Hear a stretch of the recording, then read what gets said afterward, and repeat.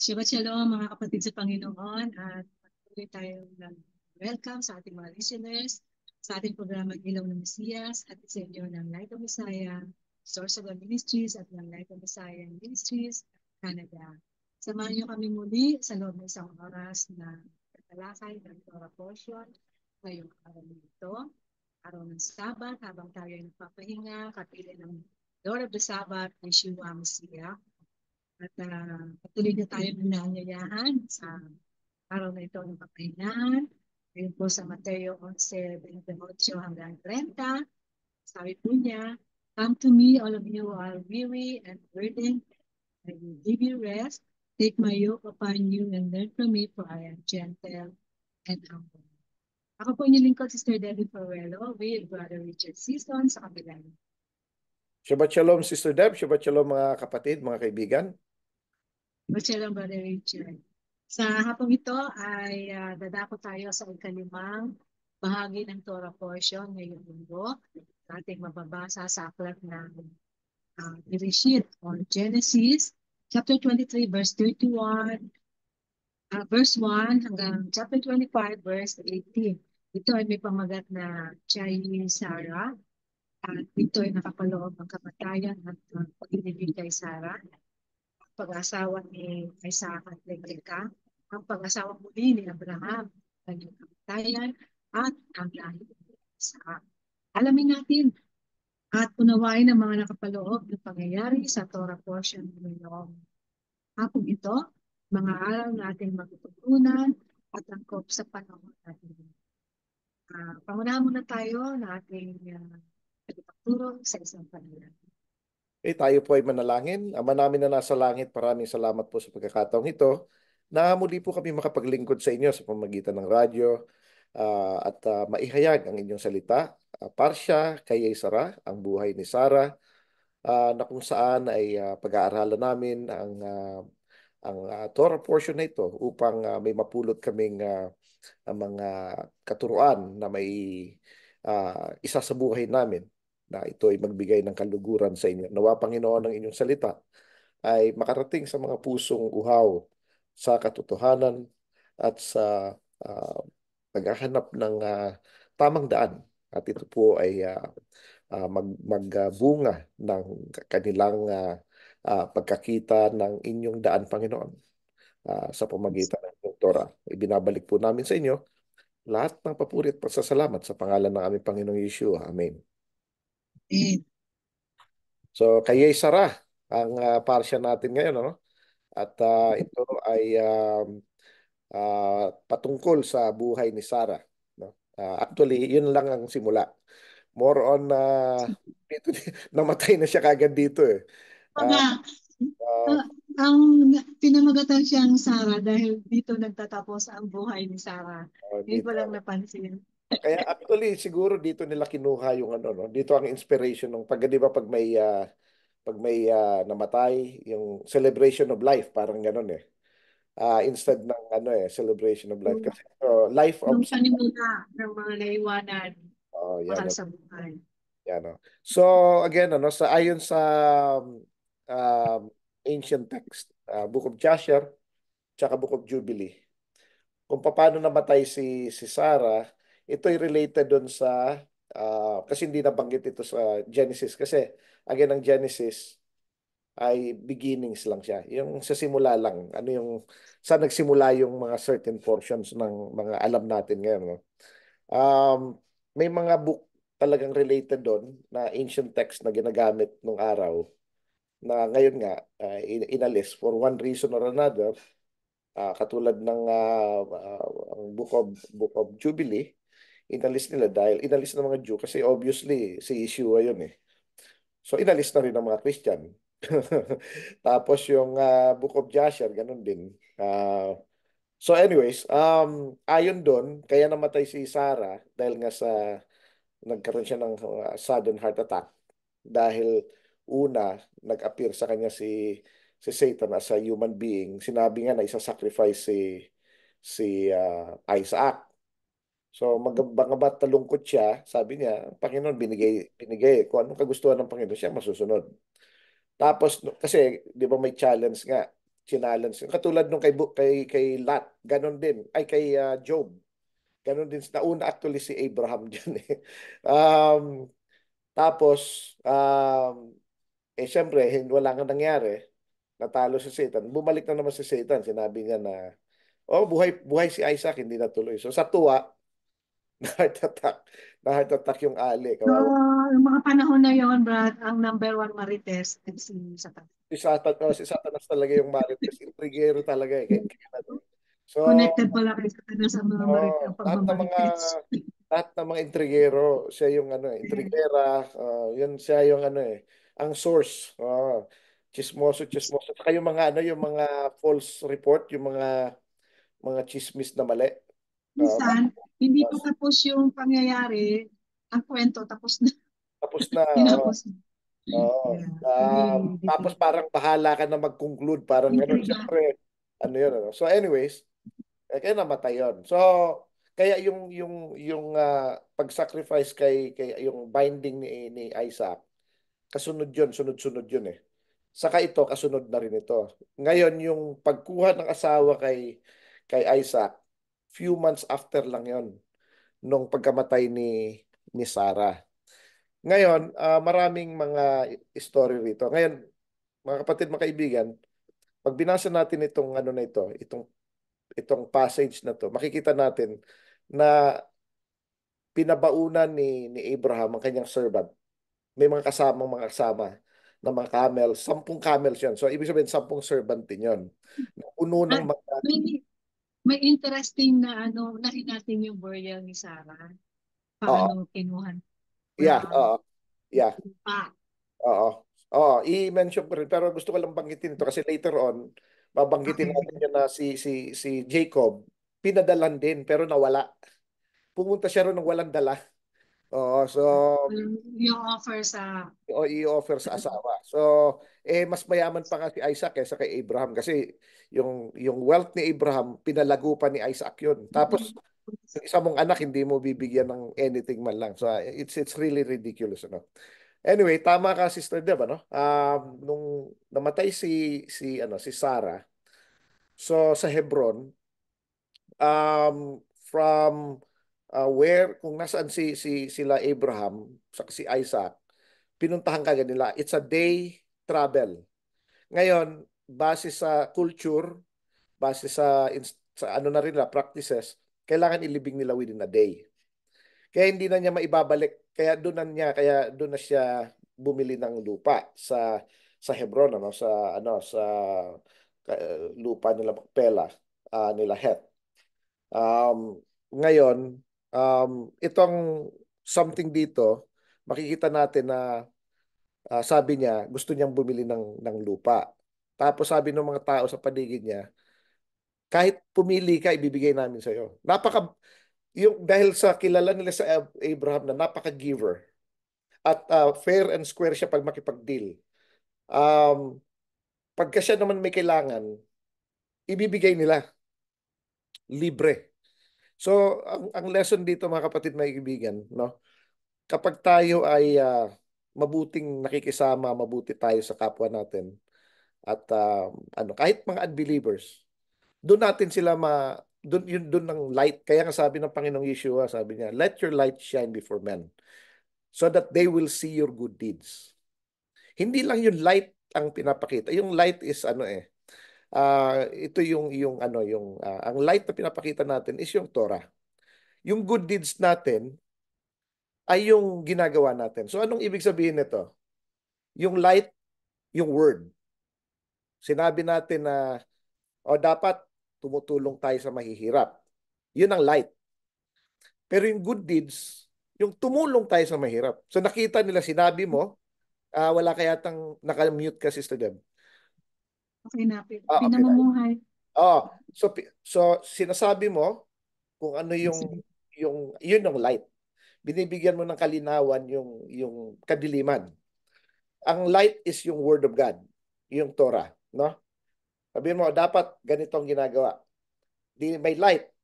Tapos nakikita nila na ginagawa mo yung sinasabi mo.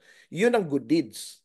Kaya sabi ng Panginoong Yeshua, let your light shine before men that they may see your good deeds. Hindi lang yung light, kundi yung good deeds actually ang importante ron. Kasi yung light is light. Pagsunod, ano? Pero pag ginawa mo yung sinasabi mo, yun ang makikita nila. Di ba? And then they will glorify your Father. Nagiliwanag. Yan. Oh. So, Nagiliwanag sa kanila. si Abraham, ganito po, mga kapatid, mga kaibigan. Kaya over the years, nandoon siya. Si Abraham po ay nanirahan sa area na yon for the last kasi dumating siya ron at the age of 75. So 65 si Sarah. So that's 35 plus 27. So uh, 35, tama ba? 45, 55, uh, 62 years.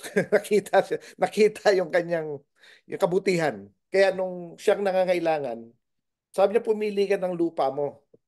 Ibibigay namin sa'yo. Sabi niya, kung talagang gusto niyo akong tulungan, gusto ko bilhin itong lupa na ito kay Heath. Ando doon din eh.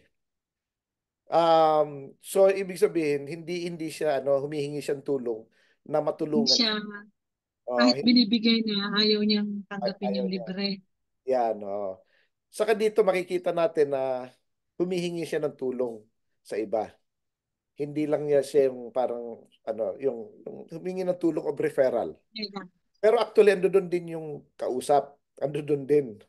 Tapos sabi niya, hindi, pumili ka kung anong lupa mo. Sabi niya, itong lupa na gusto ko. Sabi niya. Sabi niya, sige, kunin mo na yan. Sabi niya. Sabi niya, hindi, babayaran kita. Sabi niya, ano ba naman yung 400 shekels? Actually, 400 shekels, napakamahal po niyan. Kasi 400 shekels of silver. Kasi ang half a shekel, Sister Debe, is about $8 US. So mga about 50, mga 12, mga 12 Canadian.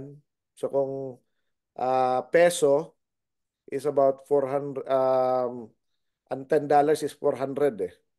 So mga about 450 pesos per half a shekel. So 1 shekel is about 900 pesos. O sabihin natin 1,000. 400 shekel. O, di ba? So 400,000. Di ba? Bibigay lang. So, pero sabi niya hindi, babayaran ko yan. So, hindi siya nag-take advantage. Pero ang isang magandang i-point out dito, ito po yung lupa ni Abraham. Actually, lupa ito ng kanyang lolo sa kanunuan kay Shem. Pero buhay pa si Shem also, this time eh, buhay pa eh. Pero inagaw nga ito ni Canaan hanggang napasa-pasa na. Pero tas binigay pa sa kanya ito ng Panginoon. Sabi niya, itong lupa na to, bibigay ko to sa'yo. Tapos binibigay na rin sa kanya ni Het, di ba? Sa'yo na, kunin mo na. Hindi, babayaran kita. So fair and square siya. Fair and square sa mga tao. Kaya ito yung sinasabi ng Panginoon na you are a just man. Parehas. Hindi ka nagte-take advantage ng kapwa. Kahit binibigay na, hindi, babayaran ko yan. If you have the means. Of course, kung wala kang means, anong gagawin mo, di ba? ang isang advantage din doon, Brad, halimbawa sa katagalan ng panahon, maaaring magpasalin-salin yung salita ko. Binigay ko lang yan kay Abraham na lupa ko. So, Correct. magko-continue yung ganung pag-ano, Ah, parang parang ano, ganyan. pinayaman ko lang si Abraham, parang gano'n. Nahingi ako. Amin dati Oo. yan eh. Oo, amin dati yan eh. Oo, So, binigay lang yan eh. isang Oo, lesson learned din dito, Brad, kung meron ka rin lang naman, huwag kang tanggap na tanggap ng libre. At ah, alam din natin na may pangangailangan din yung mga tao kahit namimigay yan. ayan. Mas maganda pang bayaran mo para walang masabi talaga sa Yan. iyo. Kasi hindi mo rin alam kung anong ano eh. Saka yun nga, yung fairness. Kalagayan nila. Um, Yes. yung you're a just man, parehas ka talaga. Yun ang gusto ng Panginoon. Kaya natin inaaral ito. Kasi yung iba, tungkol lang sa story. Parang ang sarap lang pakinggan. Ganun. Hindi, ang kailangan matutunan natin, bakit minahal ng Panginoon si Abraham? So dapat, kaya sabi ng Panginoon, if you're a child of Abraham, you have to do the deeds of Abraham. Kung kayo yung mga anak ni Abraham, gagawin niyo ang mga ginagawa ni Abraham. So yun ang inaaral natin. Pinag-aaralan natin ang kanyang buhay. Kasi dito natin makikita kung bakit minahal ng Panginoon si Abraham, no? So yun ang gagayahin natin, no? Um, yun, ano? Sabihin natin, Oo. mahalin natin. At Sister Deb, hanggang ngayon, yung ano na yon, yung area na yon, preserve pa rin, ano pa rin ang buto ni Abraham. Nasa Hebron pa rin. Oo. Kay So, Sarah. Di ba kay magkasama si Sarah, pati si Leah. Ang wala lang doon, ang wala lang doon Rachel? si Rachel, saka si Joseph Sa yata. Oo. Bethlehem, si Oo. Rachel. Ay, hindi, si Joseph pala, ano, oo. Dinala rin pala eh. So, Hindi din. pero si Jacob ando doon din sa ano so, kasama nila Abraham. Ang nahiwalay lang talaga si Rachel for some reason. Si Rachel. Um, so yun kasi doon nga din siya namatay sa may Bethlehem yun banda na area eh. So may mga reason kung bakit doon ano. Anyways, ito yung ginawa. So binayaran ni Abraham tapos um, inano niya, binili niya. So hanggang ngayon nire-respect 'yan. Maski nagsalin-salin na yung mga tao ng iba-ibang ano na respeto yung ano na yan. Parang ito yung ebidensya na Pinili piniltala talaga. siya. Si Abraham yung may-ari. Siya talaga may-ari.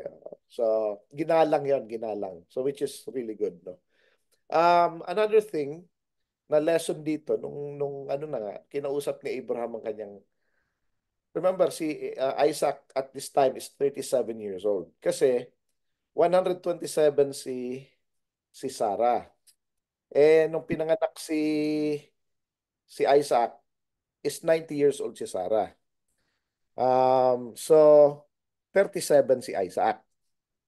No? Ngayon, sabi ni Abraham, um, kuhanan mo ng asawa si Isaac. No? Dito makikita na pati sa pag-aasawa, ang mga magulang ang in charge eh. Kasi they know better. No?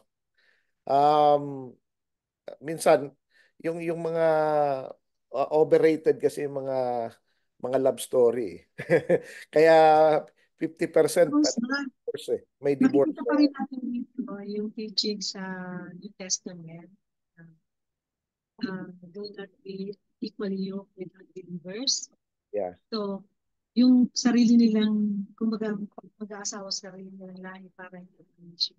Actually, gusto ko lang explain yung ano na yan, Sister Deb, ano, yung equally yoked with unbeliever. Actually, ang sinasabi dito ni Paul, binabanggit niya yung Torah na hindi mo pwedeng pagsamahin sa pag-araro or pag ano, yung magkaibang animal. Nasa Torah yan eh. Alam yung isa bull tapos yung isa donkey, hindi pwede yon. O isang kabayo tsaka isang donkey, hindi pwede yon. Sabayin. Hindi pwede. Dapat parehas kasi magkaiba sila eh. May nahihirapan. Pareho sila nahihirapan. So hindi actually yun ang for one, Ah, ang literal translation nun is about that, no? Um Ginagamit ng mga unfortunately ginagamit ng mga I would say Christian teachers 'yan. Pero actually ang iba naman ang context ni Paul. hindi sa pag-aasawa. It's more of a business dealing actually. More on paano kayo magtrabaho or kasi it's about work eh. Ah, Ngayon, iba naman ang ang bakit hindi mo pwedeng dito actually ito yung magandang example na magandang passage dapat kung bakit hindi dapat mag-asawa ang isang believer sa Hindi unbeliever. mo, Ito kwento ni Abraham kay Isaac sa pagkuha ng asawa. Sabi niya, wag kang kukuha ng asawa ni Isaac sa Canaan.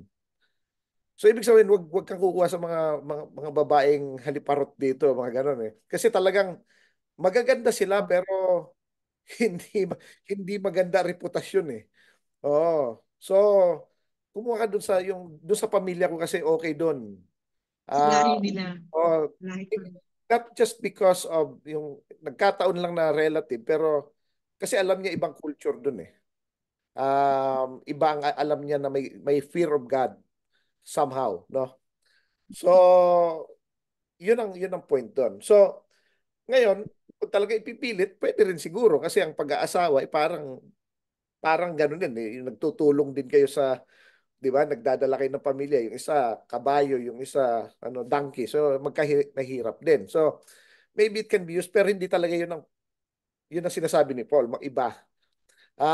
Anyways, ito yung maganda example na hindi dapat, no? Tapos ang pag-aasawa pinagpipray. Mm. Pinagpipray yan, magbibigay talaga ng na God-fearing, no? Um, Pinaplanuhan. ito, no, si ano si si yung servant ni Abraham, no, ay nagpray sa Panginoon. I want to point this out kasi bakit inanswer ang kanyang prayer? For one, ang prayer niya kasi is for someone else, hindi para sa Mm. sarili niya. Kaya nga sabi ng Panginoon, pray for one another. Um, yung prayer natin sa sarili natin, it's okay. Pero ang prayer natin para sa ibang tao matters more.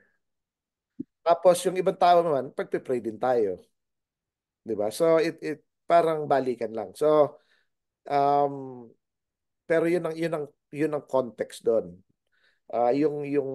Yung servant ni Abraham, sinabi niya faithful sa iyo si Abraham. Um sana bigyan mo naman ng success yung master ko, sabi niya. So nagpi-pray siya para kay Abraham at para kay Isaac, hindi para sa sarili niya. Na sana makakuha na ako na para makauwi na ako, parang gano'n. Hindi, eh. 'Di ba? So, tapos humingi siya ng sign. Um, ito, common ito sa maraming tao, humingi ng sign. So, be careful sa mga sign, ano? Kasi, pag nagpipray tayo, may ibang mga nakakarinig na espiritu, no? Pwede nilang gayahin or pwede nilang sagutin yung yung pangalan nito, yung prayer mo. Kaya minsan maging careful tayo sa sinasabi natin na may sinabi tayo tapos parang nalaman ng iba. Nalaman nung gusto natin paalaman ano o yung tungkol do sa tao na yon. For example, ang common dito Sister Deb yung halimbawa, lalo sa mga believing na mga babae, di ba? So sasabihin nila, oh ito ang sana pag may lalaki na nagbigay sa akin ng ganito, ganito, ganito, ganito, ganito, siya na yon. O, dumating nga yung lalaki na nagbigay sa kanya ng ganyan, ganyan, ganyan, ganyan. Wow, answered prayer talaga lahat ng sign. Yung pala galing sa kabila, yung pala sisirain siya. So, kasi sinagot nung iba. Ibinulong naman dun sa sa lalaki na maganda siguro kung bibigyan ko ito chocolate, flowers, ganitong gusto niya thoughtful ako, ganun. Pero hindi siya believer eh, di ba? Oy, witnessan ko na lang. Ikaw ba yung nagsisave? Di ba? Yun eh. So we need to understand these things, ano? Yun ang ano eh, yun ang ah, gusto kong iparating dito. Tapos si Rebecca ay ah, bata pa si Rebecca dito, Sister Debe. Ang actually ang age niya is around Teenager. 15 ganun, 14, 15. Bata pa, dalagita. Pero masipag na siya nagbubuhat ng mga tubig ng jar, everything ano. Ngayon ang dating dito ay parang 37 years old si Isaac. Tapos si Rebecca is Alma ang word eh. It's a young girl. O young teenager, mga 13, 14 ganun, mga ganun ano. Uh, I would say around 40 kasi ang Alma is around that eh. Between 13 to 15 more or less eh. So hindi natin alam exact age, approximate lang, no? Ngayon, si Isaac was 37. Um, pero we have to understand two things dito. Si Isaac, virgin din siya. Wala rin siyang experience. Ganon din um, ganon din si Rebecca. Tapos, ang feeling kasi nung iba, inasawa kaagad ni Isaac, which is wrong. Kasi very clear sa scripture na nag-asawa si Isaac at the age of 40. Kinuha siya 37. So anong ginawa nila? 3 years. Yes pa. Pinalaki niya muna. Tumuloy siya sa bahay, sa tent ni Sarah, yes. Pero doon sila nag-develop ng kanilang, they begin to know each other. Kaya meron silang time na they knew each other. Tapos, kasi nga dahil ang Genesis parang rekta-rektang ano niya eh. Medyo, Hindi okay pag hindi mo naintindihan yung story tsaka wala kang background sa ibang ancient text, ganun nga talagang conclusion mo. Pero kung talagang iintindihin mo, makikita mo na 40 years old siya nag-asawa eh. 37 127 years si Sarah na namatay. So may 3 years na pagitan, no? So yun ano. So that's one. Um, Ngayon, ito naman si Rebecca, ang term na ginamit sa kanya na sa Hebrew term is yung word na chesed. Itong word na chesed, Sister Deb, normally tinatranslate ito ng parang loving or loving kindness, no? Or kind or loving, anong ganon. Pero yung chesed is actually a culmination of loving and kindness and more than that. It's actually, wala siyang English word eh. Wala siyang eksaktong English word, pero it's a culmination ng lahat ng mabubuting ugali na into one. Wala giving, kang giving. ah, yeah, o ano Giving. siya, um kung may word na napakagandang word ng description sa isang tao, yun yung chesed. Yun yung dinescribe kay Abraham, sa mga kay Jacob, kay Isaac, halos sa mga patriarchs. And actually, itong word, same word na yan, dinidescribe din sa Panginoon. Yun yung loving kindness ng Panginoon, yung chesed of Adonai, parang gano'n. No? Um, pero actually, it's beyond loving kindness. It's more than that. It's beyond description nga. Parang, let's put it this way. Yung fruit of the Spirit, yun na lang. Pinagsama-sama mo yun. Yung love, joy, peace, patience, kindness, goodness, faithfulness, and gentleness, and self-control. Yun. Yun ang kesed, no? Um, Ngayon, kasi we need to understand paano naging yung story na hinihingi yung sign na hinihingi ni ng servant ni Abraham, nasurpass pa ni ano yun eh, ni Rebecca, kasi ang hinihingi lang niya, sabi niya, bigyan mo, painumin ko kayo, tapos bigyan ko rin yung camel niyo, pero hindi niya sinabi na painumin niya ng sagad na sagad talaga. Nabigyan lang niya tigil. Kasi malalim yung balon, tapos bata lang yun eh. Ang isang camel can drink up to 30 gallons. So ilang ilang gallons bang ilalagay ni Rebecca? Ilang beses niya? It took her time. Mag-iigib, punta, bibigay sa camel, igib ulit, bibigay sa isang camel, igib ulit. So, tinitingnan siya nung servant ni Abraham. Na-amaze siya. Hindi, sir. Hindi, Oh, sir, ba pangalan? Eleazar. So, Yes, sir. amazing talaga. Actually, ano kaya nga ano yung mga nagja-judge kay Rebecca, alam mo yon nung 'di ba sa issue ni Jacob sa ni Esau, na parang si Rebecca ay kumakampi kay Jacob. Parang ang sama-samang nanay ni Rebecca. Actually, napakabuting nanay ni Rebecca.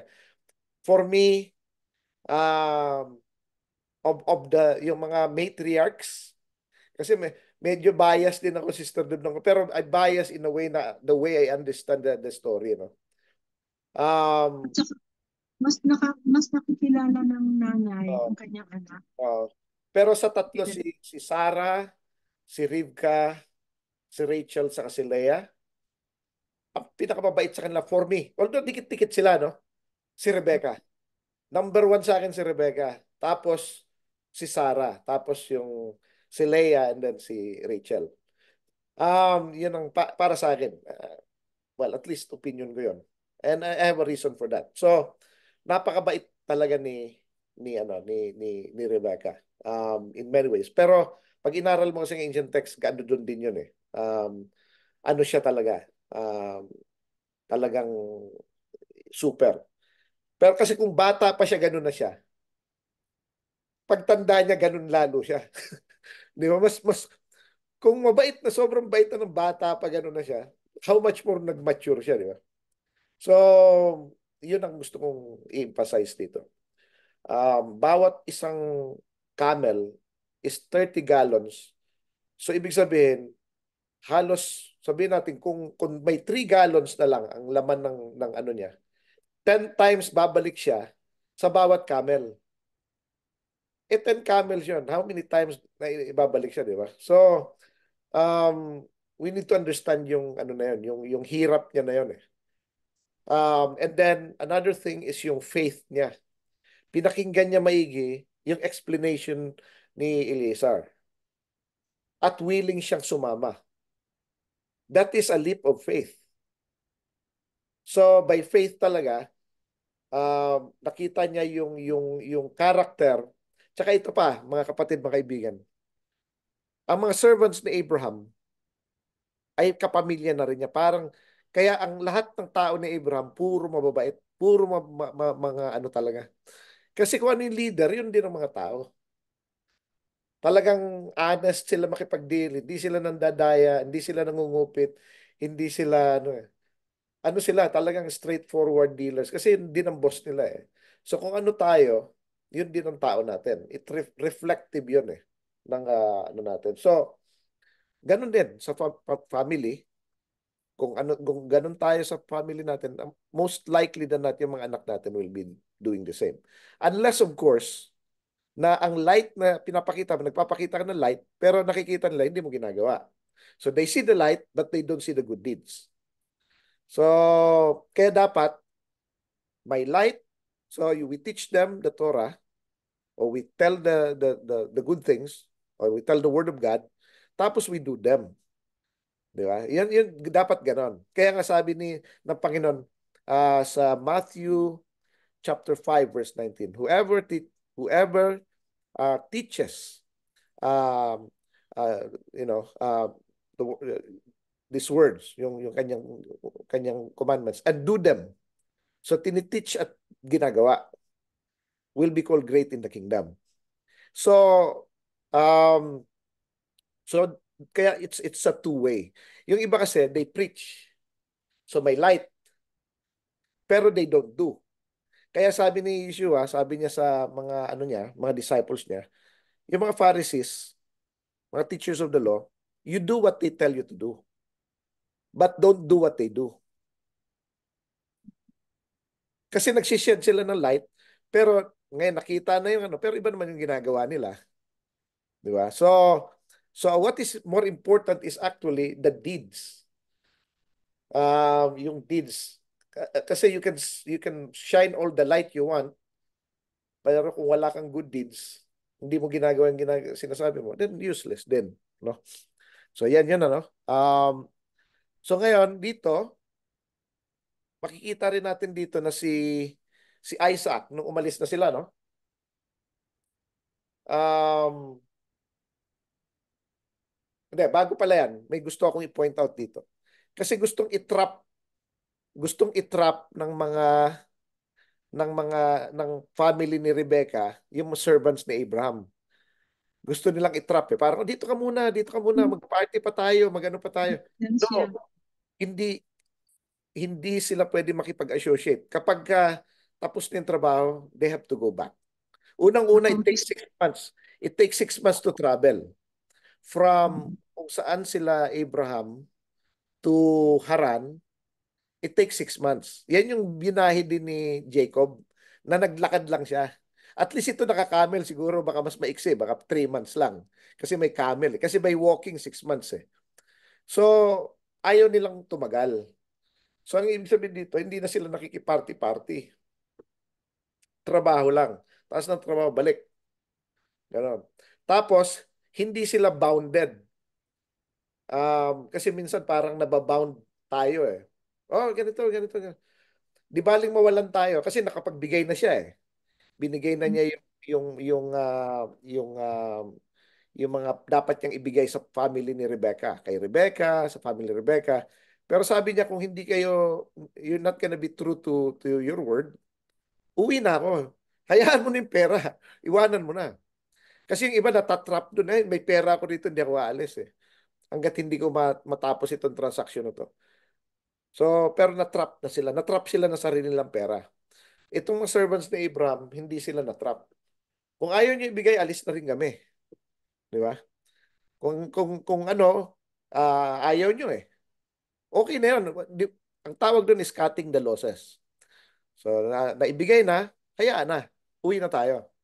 Hindi sila matatrap. Kaya nung nakita nila na hindi talaga mapigilan, by the way, bakit gusto silang itrap? Para, kasi si Laban yan, pamilya ni Laban yan, puro mandurugas eh. No? Um, ano eh, gustong kwartahan ng kwartahan pa yung mga servants ni Abraham. Alam ko marami Baka, pa kayo baka dyan. may, Ah, baka may oo. ilalabas ka pa Oo, dyan. may Oo. paldo pa itong ito. Marami pa tayong mahuhut-hut dito eh. Di ba?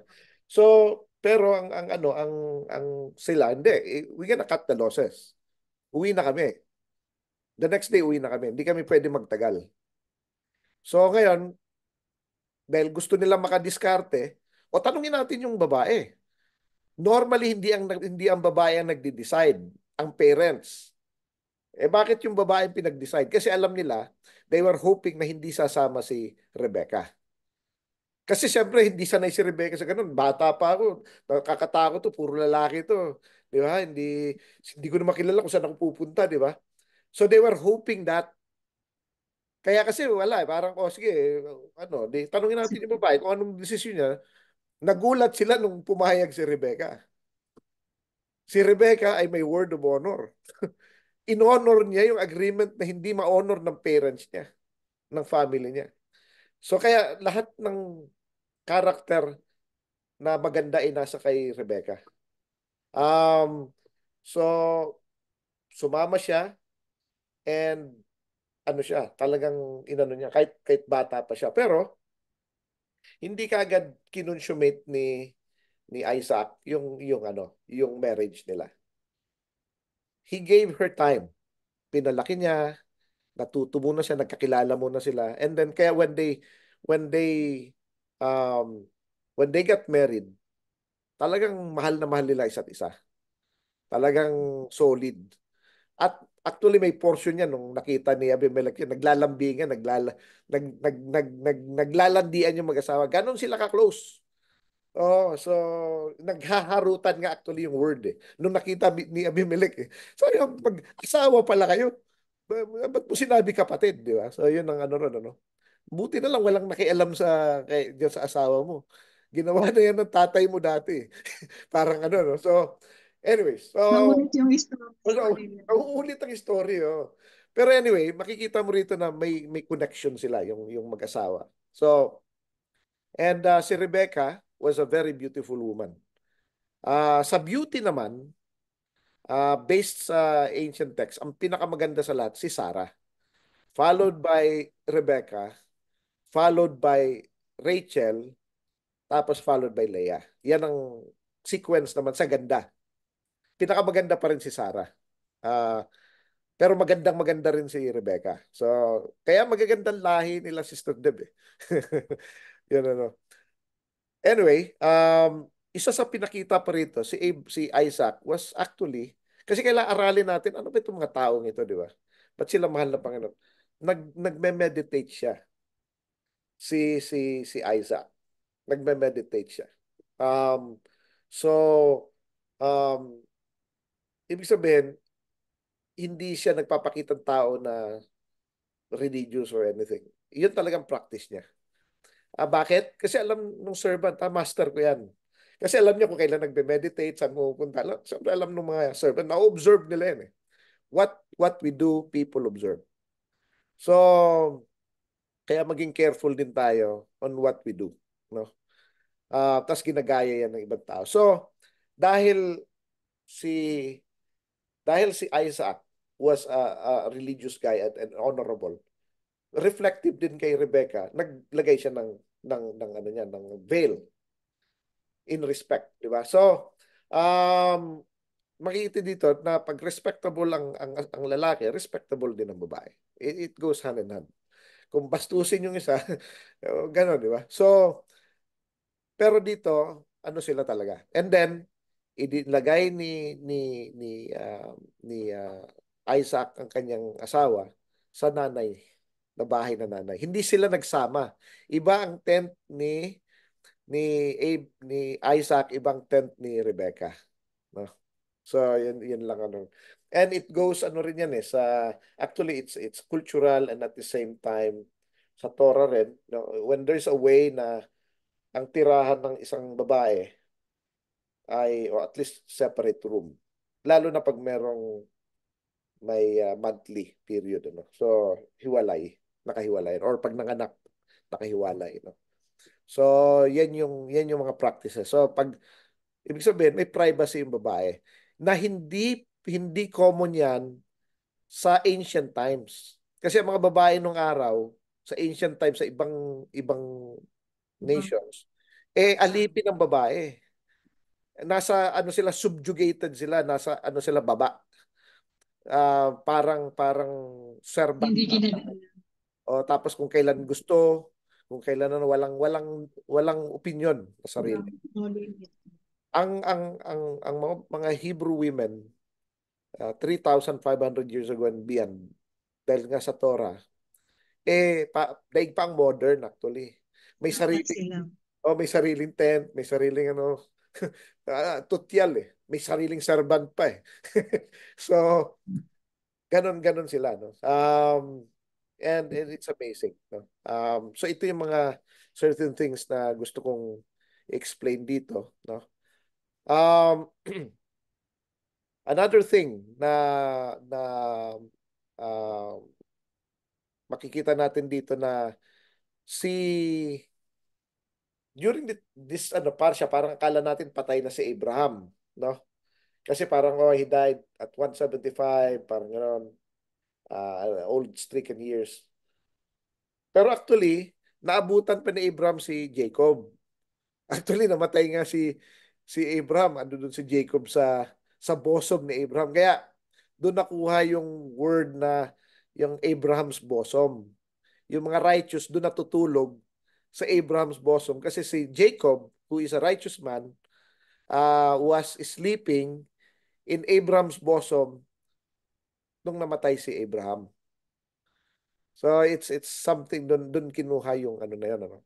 Kaya yung mga namatay na righteous people, ang tawag sa kanila they are sleeping.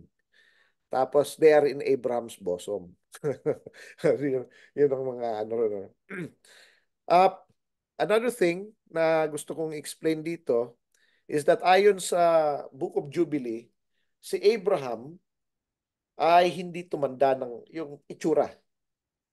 Hanggang kay Abraham lang. Si Isaac tumanda na, si Jacob tumanda, pero kay Abraham hindi. Saka si Sarah hindi rin. Kaya nga, 90 years old na si Sarah, pinag-iinteresan pa rin eh. Pinag-iinteresan ng mga ng pero ng ano, di ba? Ni Abimelech. 90 years old na hindi pa naman pala lola kasi wala pa nga siyang anak eh. Pero 90 years old na, ano pa rin eh. Oh, ano tawag nila? Hot and spicy. Maganda talaga si Sarah. So, um, pero because of sin, sabi sa Book of Jubilee, because of sin, tumatanda yung mga tao. Kaya sabi doon sa Book of Jubilee, darating ang panahon na mga bata pa mukha ng matanda. Makikita natin yan ngayon, sa panahon natin ngayon. 20 plus pa lang pala yan, pero mukha ng matanda. Oh, dahil yan sa sin. Yes. Dahil sa kasalanan. Ang ang pagiging stress ay parang kasalanan din. Oo, kasalanan. Kaya yung pag parang young looking ka, dahil nga wa- less ang sin mo. Less ang sin, wala ka stress eh. Kaya yun ang ano Ang eh. kabaligtaran niya ay dapat palagi tayong may joy. Sabi Joy, nga, the forgiving joy of the tayo. Lord is Uh, our strength. Yan. So, yan ang isa sa mga mga ano mga sinasabi. Yun dapat maintindihan natin. So, Si si ah, si Abraham, 175 years old, buhay pa until si Jacob was, kasi ganito yan eh. Si si Abraham, nung pinanganak si Abraham, 100, nung pinanganak si Isaac, is 100 years old si Abraham. Okay? So, ngayon si Isaac nag-asawa 40 years old. 40 years old nag-asawa siya. Pero hindi sila nag-anak kaagad. 20 years pa sila nag-antay. So therefore, 60 years old si Isaac nung nagkaroon siya ng kambal na anak, si Jacob sa si Esau. So ibig sabihin, si Abraham was 160 years old at that time nung pinanganak si Esau sa si Jacob, right? So kung namatay siya ng 175 years old, ibig sabihin 17 years old si Esau sa si Jacob nung namatay si Abraham. So we need to understand yung timeline kasi pag hindi natin maintindihan yung concept, no?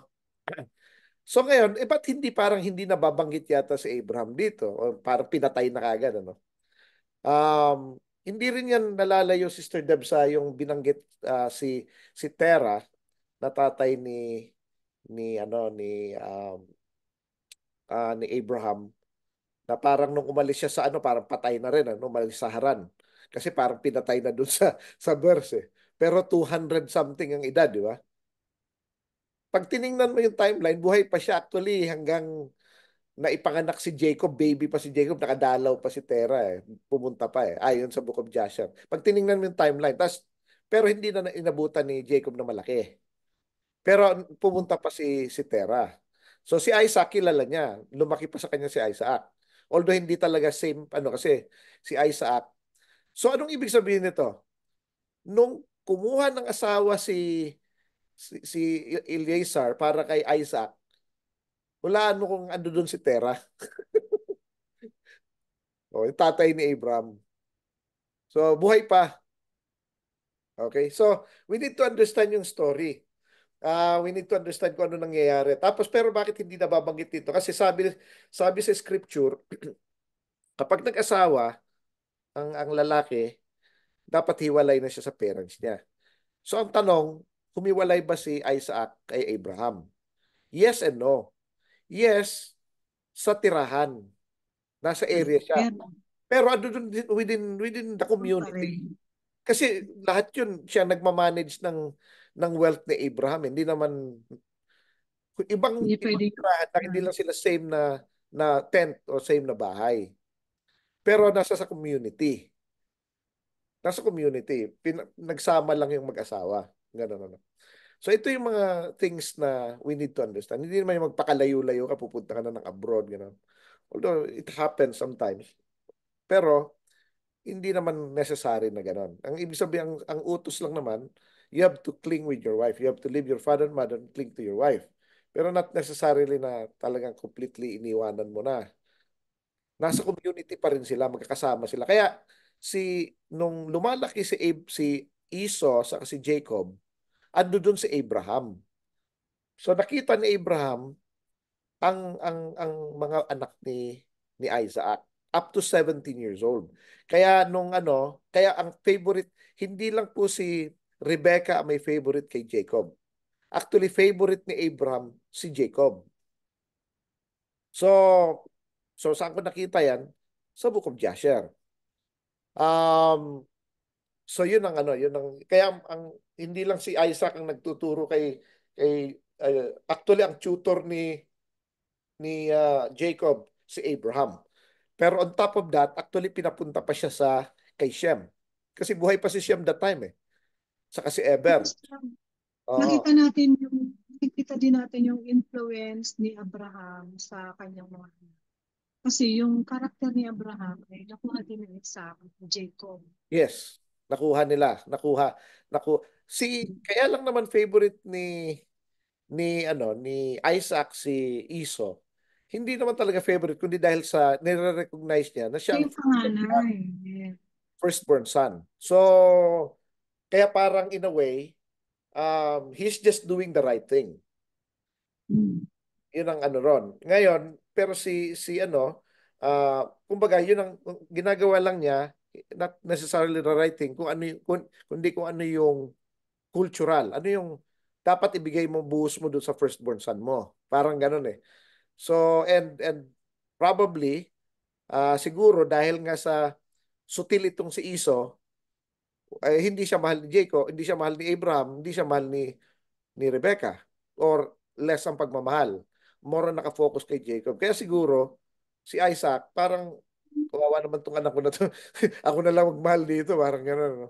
Pero, Makikita din natin dito, Brad, yung grace. Kasi ah, kung nakita nilang yung anak ay gumagawa ng mabuti, very gracious ang magulang, ang lolo, correct, kahit sino, gracious sila dun sa mabuting anak. correct. So, Yun ang ano rin. Kaya marami tayong matututunan dito sa may mga story na to. dahilan kung bakit. No? Oo. Parang favorite si Jacob. Kaya parang may favoritism. Actually, ang Panginoon, sorry to say this may favoritism din ng Panginoon. Kung Hmm. sino yung kung sino yung maski ang Panginoong Yeshua, sinabi na rin niya ito eh. Yes. Sa John 14:20, 14:21, sabi niya, "He who has my commandments and keeps them, it is he who loves me. And he who loves me will be loved by my Father, and I too will love him and reveal myself to him." So ibig sabihin, hindi niya lahat minahal. Hindi rin niya lahat nireveal ang sarili niya sa lahat. Kundi kung sino lang yung meron yung commandment niya at ginagawa ito. Yun ang una. Pangalawa, makikita mo na favorite niya talaga si Abraham, Isaac, and Jacob. Not because he chose to, but because these people deserve it. Pinakita niya talagang pinagmamalaki ng Panginoon si Abraham, Isaac, and Jacob sa Nag-practice lahat. nila yung mga tinuro sa kanila ng lolo Uh, at ng ano niya pinagmamalaki niya ang kanyang ano ang kanyang servants na si Abraham, Isaac, and Jacob because of how they live their lives, no? Walang favoritism ang Panginoon. He gives rain and sunshine to both uh, yes. righteous and unrighteous.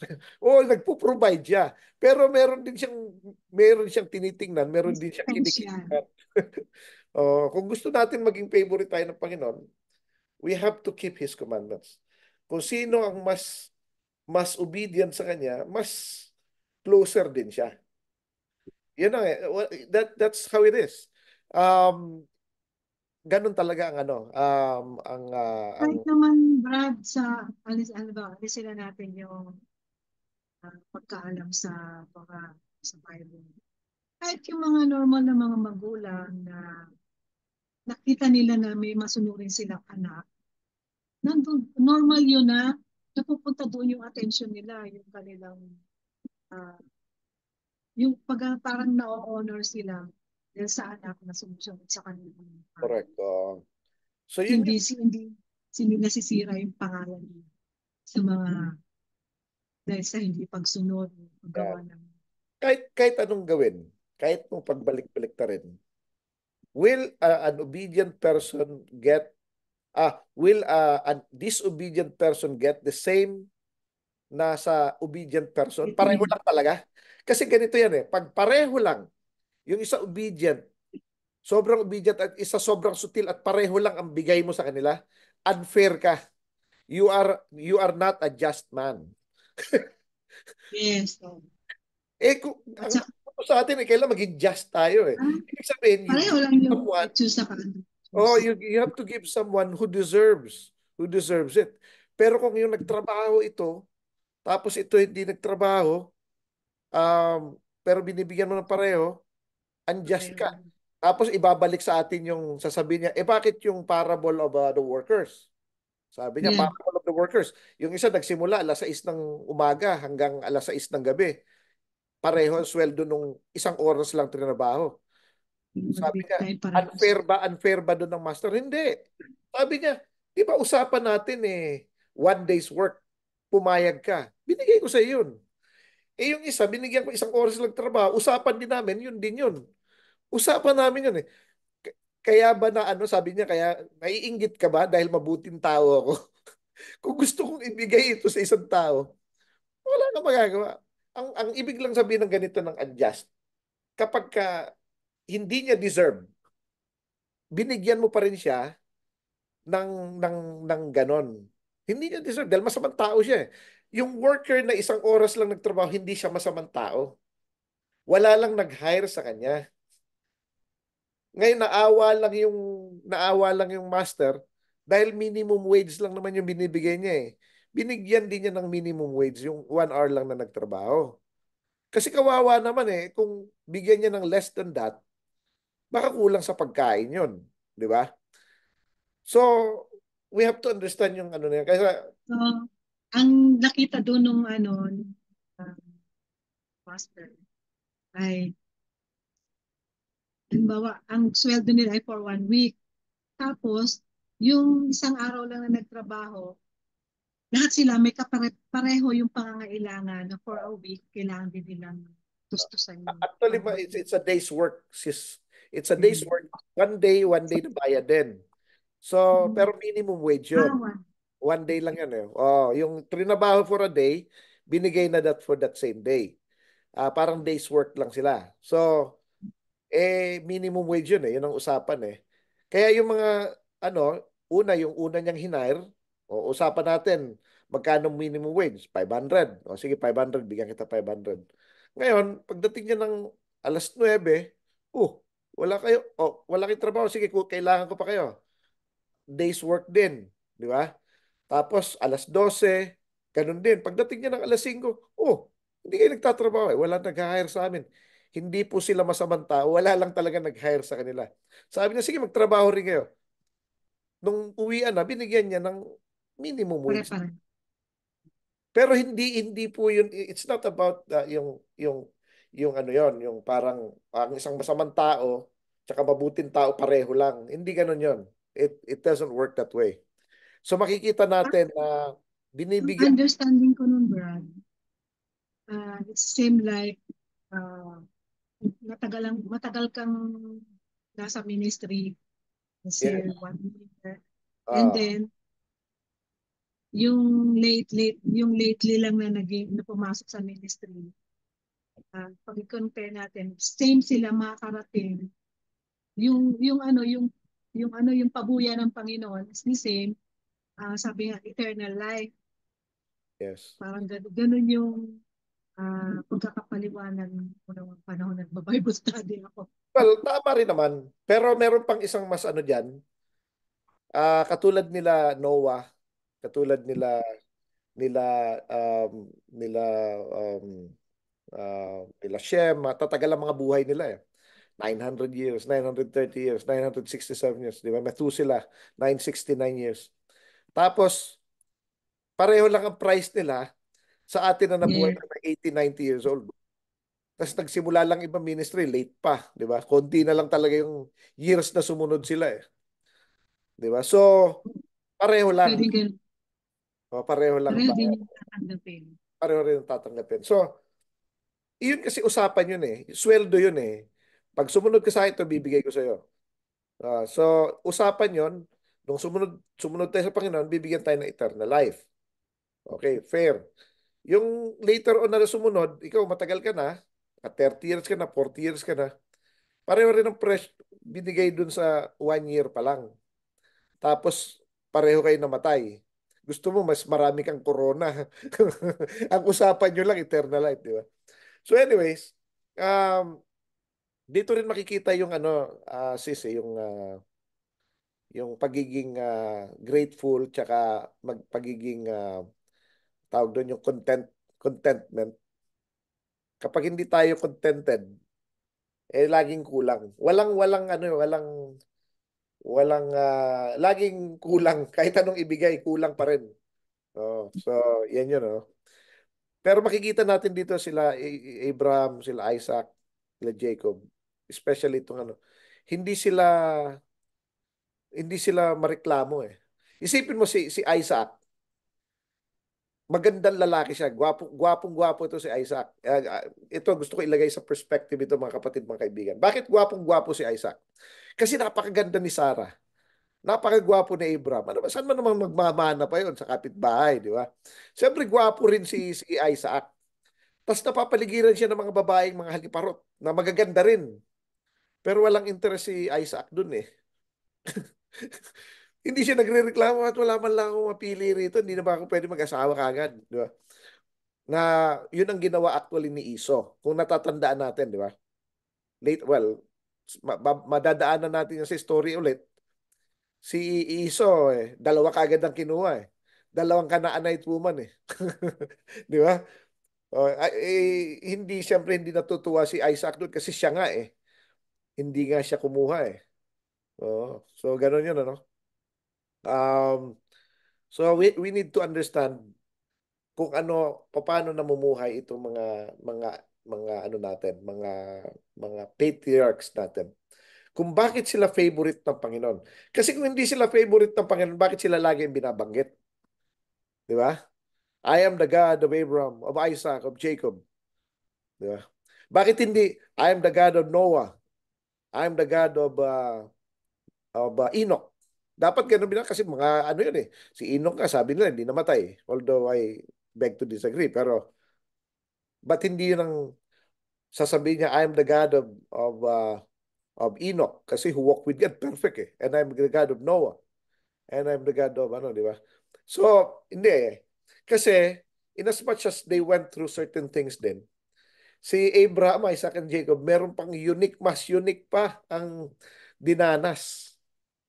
Talagang nakipag-away, nakipagpustahan pa Panginoon sa kanila eh. So, um, talagang ano, kahit si Isaac, di ba, nabanggit ko nga nung last week, siya mismo kusang loob niya na pinatali niya sarili niya. Binigay niya talaga sarili niya. Sobrang obedient niya sa tatay niya. Ganon si Isaac, no? So, ano pa bang ano natin dito? May time pa ba tayo, Sister Deb?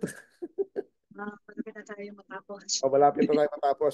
So, Okay. ito lang, ano, gusto ko lang banggitin dito na yung character ng mga patriarchs, ng matriarchs natin.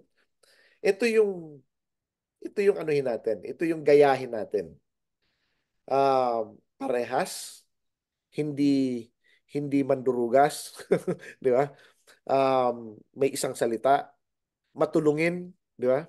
Hindi mapagsamantala, um, hindi mareklamo, saka they lead by example. Kaya ang mga servants ni Abraham, pinagpipray siya. Kasi talagang may pagmamahal din sila dun sa master nila dahil sobrang kakaiba talaga.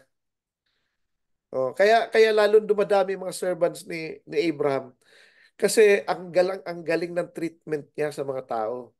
Sino ba naman gusto magpakaserban sa mga amo na, 'di ba, mga mandurugas din, 'di ba, mga kakaiba rin eh. Hindi nila tinitreat na maayos ang tao nila. So, gusto nila doon sa taong ititreat sila ng maayos. Kaya padami ng padami yung servant ni Abraham eh. Kaya nga sabi nung servant niya he was blessed with men servant and maid servants and flocks and blinas siya ng Panginoon because of that. Because of how he was dealing with people.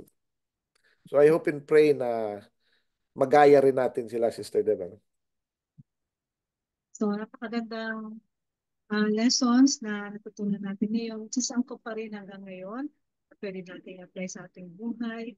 Yung isa sa mga tumimo sa aking puso dito ay yung hindi pagiging gahaman ni Abraham. Na bagamat ibinibigay na sa kanya yung lupa ay pinili pa niyang bilhin ito para sa libingan ni Sarah. At isa pa yung pagdating naman sa marriage ay nakita natin na it is arranged marriage but with prayer and faith.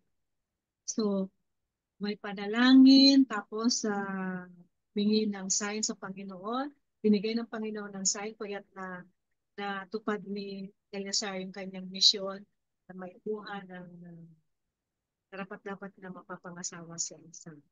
At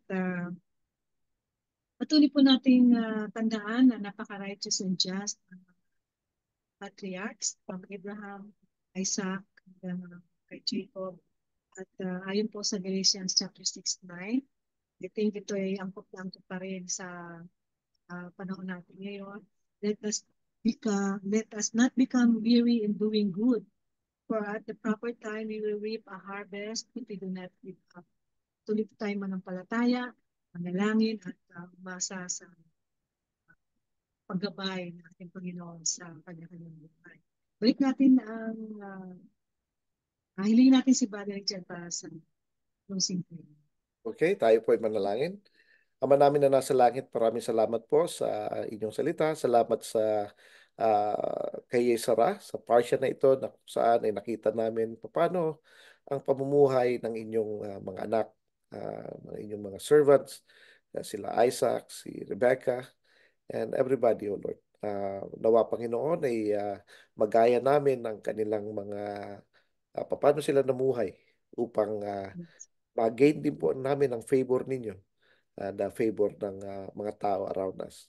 Lord, pinipray po namin na nawa ang inyong salita ay manahan sa mga puso ng makakapakinig nito at ito ay maisabuhay upang ito po ay lumago at magbunga ng mga magandang gawain na makikita ng mga tao at bigyan kayo ng kapupurihan. Dahil kayo lamang po ang may karapatan na makatanggap ng lahat ng papuri at pasasalamat. Ito po ay amin dalangin sa pangalan ng aming Panginoong Yeshua. Amen. Amen.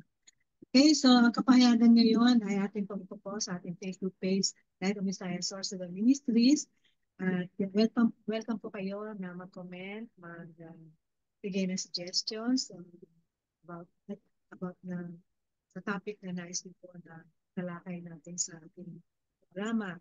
Patuloy po natin i-enjoy ang araw ng kapahingahan kasama ang Lord of the Sabbath, Yeshua Messiah. At tandaan po natin, ang taong sumusunod ang siyang tunay na nagmamahal sa ating. Ako po yung Nico, Sister Debbie Ferrero, with Brother Richard Siso, nag-iwan na masagana at kaya pang buhay para sa lahat na nagmamahal sa ating. Shabbat Shalom. Shalom.